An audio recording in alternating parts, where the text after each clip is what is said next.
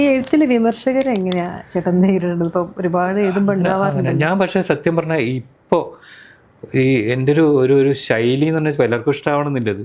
പൊതുവെ നന്മ മാത്രം കാണുന്നൊരു ശൈലിയാണ് എൻ്റെ. കാരണം ഫേസ്ബുക്കൊക്കെ തുറന്നു നോക്കിയ തിന്മയുടെ ഒരു പ്രളയമാണ് അവിടെ.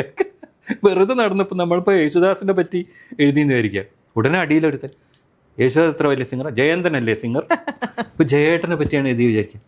ഇയാളാണോ സിംഗർ? നമ്മൾ യേശുദാസിനെ പറ്റി എഴുതാണ്ട് ഇയാൾ ഇങ്ങനെ ആരെ പറ്റി എഴുതാൻ പറ്റില്ല നമുക്ക്.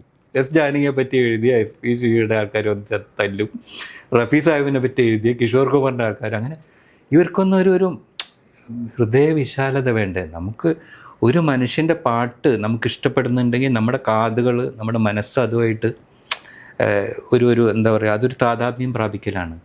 അത് ഓരോരുത്തർക്കും ഓരോ മാതിരി ആയിരിക്കും. യേശുദാസിൻ്റെ കാത് മിനിയുടെ കാതിൽ വന്ന് ശബ്ദം മിനിയുടെ കാതിൽ വന്ന് വീഴുന്ന പോലെയല്ല എൻ്റെ കാതിൽ.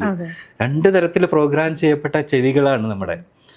പക്ഷെ എനിക്ക് ഇഷ്ടപ്പെടുന്ന ഒരു സിംഗർ, എനിക്ക് ഹേമന്ത് കുമാറിൻ്റെ പാട്ട് വലിയ ഇഷ്ടമാണ്. അത് മിനിയും ഇഷ്ടപ്പെടാൻ ഞാൻ നിർബന്ധം പിടിക്കുക, എങ്ങനെ ഒരിക്കലും ചിലപ്പോൾ ഏറ്റവും വെറുക്കുന്ന ശബ്ദമായിരിക്കും അത്.